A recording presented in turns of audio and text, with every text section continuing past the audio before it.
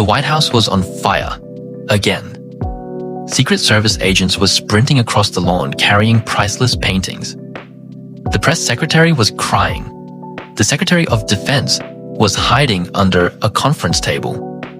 And the President of the United States was happily roasting a fish over a campfire in the middle of the Oval Office. If you're wondering how America ended up here, it all started 3 months earlier, Election Day. Every major news network was live. Maps covered every screen. Political experts argued over polls. Millions of Americans stood in line to vote. Nobody expected history to be made. Then the first state was called. Not for a billionaire, not for a senator, not for a decorated general, for Grug, a caveman. A man who had never worn a suit, never paid taxes, never used the internet, and who believed the greatest invention in human history was still fire. The anchors laughed. That's obviously a reporting error. Then a second state turned blue. Grug, a third. Grug, a fourth. Grug. The smiles disappeared. The studio went silent. One analyst quietly removed his glasses. I don't actually know what's happening. Neither did Grug. Because at that exact moment, he wasn't watching the election. He was outside his cave, trying to convince a squirrel to share a berry. The squirrel refused. Grug respected that. It showed confidence. Exactly 15 minutes later, 3 black helicopters landed outside his cave. Armed Secret Service agents jumped out. One stepped forward. Congratulations, Mr. President. Grug stared at him, stared at the helicopter, stared back at the agent, then held up a roasted rabbit. You eat. The agent had trained for hostage situations, terror attacks, nuclear threats. Nobody had prepared him for barbecue diplomacy. He accepted the rabbit. That was officially the first bipartisan agreement of the Grug administration. Nobody really knows how Grug became popular. It started with one interview. A local reporter accidentally found him while filming a story about hiking trails. Sir, she asked, what do you think is America's biggest problem? Grug looked around, picked up a rock, held it over his head, and shouted, Small rock. That was it. The interview ended. Nobody knew what he meant.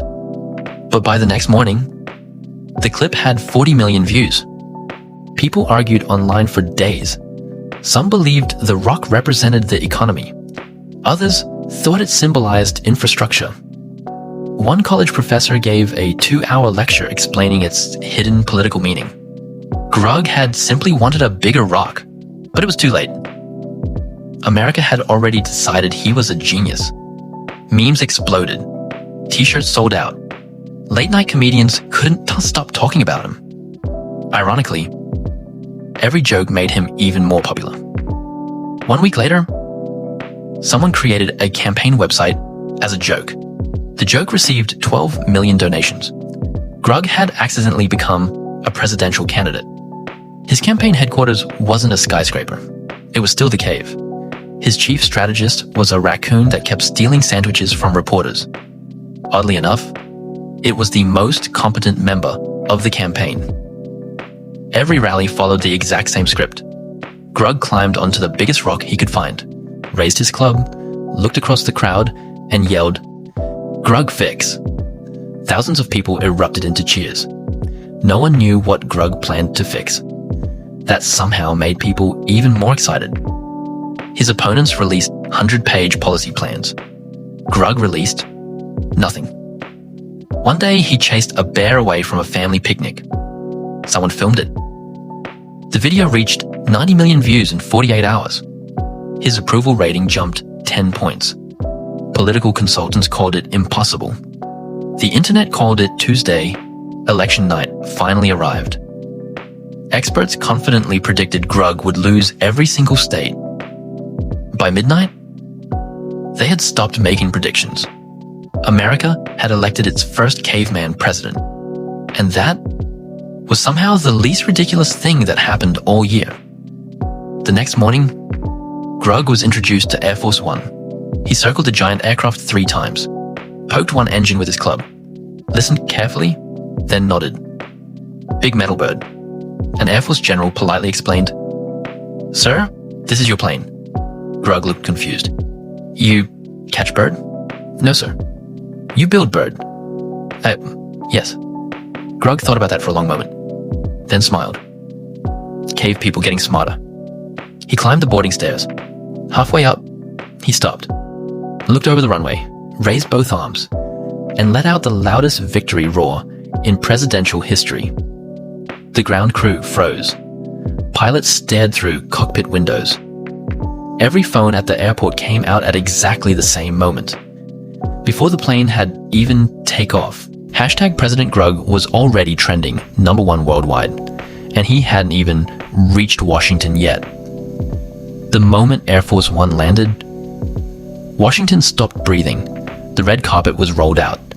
A military band stood perfectly still. Secret Service agents waited in formation. Every camera in America was pointed at one staircase. The door opened. Grug stepped out. He looked at the crowd, looked at the cameras, looked back at the airplane, then gently patted the side of the aircraft. "Good bird." The internet exploded. Within minutes, #GoodBird was trending worldwide. The presidential limousine rolled to the front. The driver opened the door. "Mr. President." Grug stared at the shiny black car, walked around it once, twice, 3 times, then climbed onto the roof. "No." An agent cleared his throat. "Sir, people normally ride inside." Grug looked genuinely confused. "Inside, no sea trees." 5 minutes later, the most heavily protected motorcade in history slowly drove through Washington, with the president sitting on the roof, waving at pigeons. Nobody stopped him. Nobody wanted to be the first person to tell the commander-in-chief he was using the limousine incorrectly. The White House looked magnificent. Bright white walls, perfect green lawns, historic columns. Grug stared at it for a long moment, then smiled. Big cave. He sprinted towards the front door. Except, he completely ignored the front door. Instead, he started climbing the outside wall. Secret Service agents panicked. "Sir, Mr. President? The entrance is over here." Grug reached the second-floor balcony before anyone convinced him that humans had invented something called stairs. He looked at the staircase, walked up 3 steps, stopped, turned back toward everyone, pointed proudly. Smart. Nobody corrected him. If the president wanted to believe he'd invented stairs, today wasn't the day to argue. Inside the Oval Office, Grug slowly turned in a full circle. The famous Resolute desk, historic paintings, a priceless rug, a fireplace. He ignored everything except the fireplace. His eyes lit up, finally. Something that made sense. He knelt beside it, added another log, smiled, then looked around the room. The fire wasn't big enough. That was unacceptable. 5 minutes later, he had added 3 chairs, 2 history books, a decorative curtain, and someone's very expensive leather briefcase. The flames reached the ceiling. Fire alarms screamed. Sprinklers exploded. Secret Service agents rushed inside carrying buckets. Grug stretched his hands towards the fire, closed his eyes. This home. The firefighters arrived in under 4 minutes. Grug stood up, walked over, shook every firefighter's hand, then proudly announced, "Fire tribe, strongest tribe." By sunset, the firefighters had a higher approval rating than Congress. The next morning, America's smartest people gathered for the first cabinet meeting. Economists, scientists, military generals, intelligence chiefs. Every person carried thick folders filled with charts. Grug carried a stick. He sat down, looked at everyone, then slowly drew a giant circle on the conference table. Inside the circle, he drew 4 tiny dots. Then, a much bigger circle around everything. Silence. Nobody dared speak. Finally, the Secretary of Defense leaned forward. "Mr. President, is that a military strategy?" Grug smiled. "No." Another long silence. "Then, what is it?" Grug proudly tapped the drawing. Mammoth. Every pen in the room stopped moving. One scientist quietly whispered, "Sir, mammoths have been extinct for thousands of years."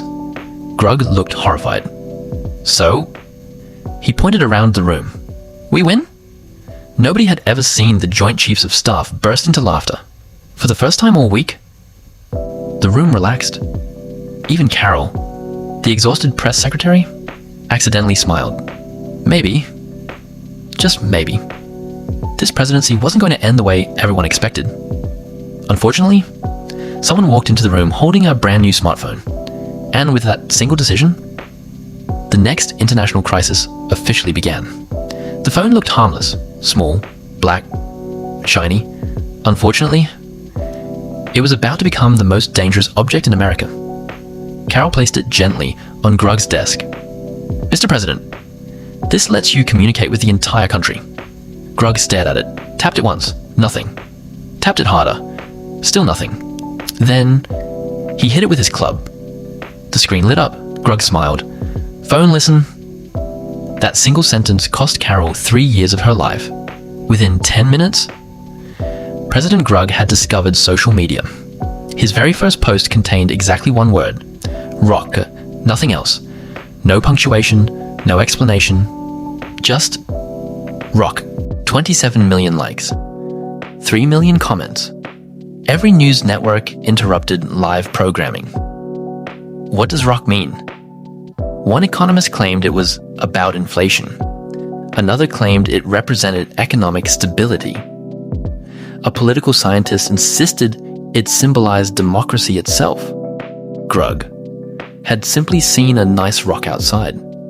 His second post was worse. A blurry selfie, half of his face, half of the Oval Office, and a campfire burning behind him. Caption, "Fire good." The stock market dropped 2%. Nobody knew why. At this point, Wall Street was reacting to Grug the same way ancient humans reacted to thunderstorms. Nobody understood it. Everyone feared it. Every morning became the same. Carol would stand behind a podium, completely exhausted. Reporter: "Did the president's tweet about a squirrel declare war on Canada?" Carol sighed. "No." Reporter: "What about the tweet that just says, Big Stick, in all capital letters?" Carol closed her eyes. "That's about forestry." Nobody believed her. She barely believed herself. 3 weeks later, the G7 summit arrived. The world's most powerful leaders gathered inside one room. The Prime Minister of the United Kingdom, the Chancellor of Germany, the President of France, the Prime Minister of Japan, the Prime Minister of Canada, all waiting to meet President Grug. Carol whispered one final instruction. "Please, just shake hands." Grug nodded. "I know."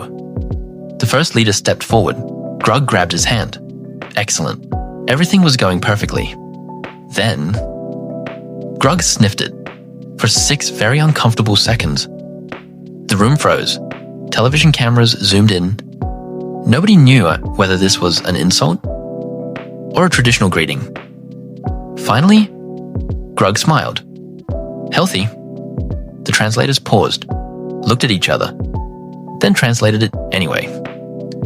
The British Prime Minister simply replied, "Thank you." The French president proudly presented Grug with a bottle of extremely expensive wine. Grug accepted it, held it up, looked through the glass, smelled it, made the most disappointed face anyone had ever seen, then quietly poured it into a nearby plant. He handed the empty bottle back. "Nice bottle." France nearly left NATO. Dinner somehow became even stranger. A 5-course meal was served. Grug ignored every fork, every knife, every spoon. Instead, he picked up an entire steak and took one gigantic bite. Silence. Nobody moved. Then, the Prime Minister of Canada slowly put down his fork, picked up his steak, and copied Grug. The President of France looked horrified. The British Prime Minister shrugged. Well, when in America. Within 2 minutes, 7 world leaders were eating with their hands. Historians would later call it the most relaxed G7 dinner ever. No treaties were signed. No major problems were solved. But somehow, every leader left smiling. And Grug believed he'd simply had dinner with 6 new cave neighbors. He had no idea. The hardest part of being president was still waiting. Because tomorrow morning, someone was going to explain the national debt. The next morning, America's top economists arrived carrying charts, graphs, reports, predictions. One of them cleared his throat. Mr. President, the national debt has reached $38 trillion. Grug listened carefully, then asked one simple question. How many mammoths? Silence. The economists looked at each other. I'm sorry? Grug pointed at the chart. How many mammoths? Nobody had an answer. Grug sighed. Then number too big. Meeting over. Oddly enough, everyone agreed. An hour later, a military officer rushed into the Oval Office carrying a black briefcase. Mr. President, this is the nuclear football. Grug looked confused. Football? Well, not exactly. Before anyone could explain, Grug grabbed the case, ran outside, and kicked it across the White House lawn. Secret Service agents screamed. Military generals sprinted after it. Grug laughed so hard, he fell onto the grass. For exactly 12 seconds, the fate of the free world looked like a neighborhood soccer match. After that incident, the military quietly renamed it the nuclear briefcase. Mostly so Grug would stop trying to score goals. Months passed. Against all logic, America was doing fine. Not amazing. Not terrible. Just fine. People argued less. Families laughed more. Even the news seemed slightly less angry. Nobody understood why. Least of all, Grug. Then came the State of the Union, the biggest speech of the year. Millions watched live. Carol handed Grug a speech she'd spent weeks preparing. 300 perfectly written lines. Grug smiled, nodded, then used the papers to restart the fireplace. Carol didn't even react anymore. She'd accepted her fate. The chamber erupted into applause as Grug reached the podium. He looked across the room, at the senators, the judges, the generals, the cameras. He stayed completely silent. 5 seconds, 10, 15. Finally, he reached into his pocket, pulled out the same little rock he'd carried since the beginning of the campaign. He placed it on the podium, looked at everyone, then quietly said, "This still rock." Another pause. "You change?" He nodded once, picked up the rock, and walked away. The speech lasted 22 seconds. By midnight, every news channel had a different explanation. Some called it brilliant, others called it meaningless. Grug was already asleep. A week before leaving office, someone in the crowd threw a rock towards the stage. Secret Service agents jumped forward. Grug caught it without even looking. He examined it carefully, turned it over, smiled. Good throw. The crowd burst into laughter, instead of throwing it back.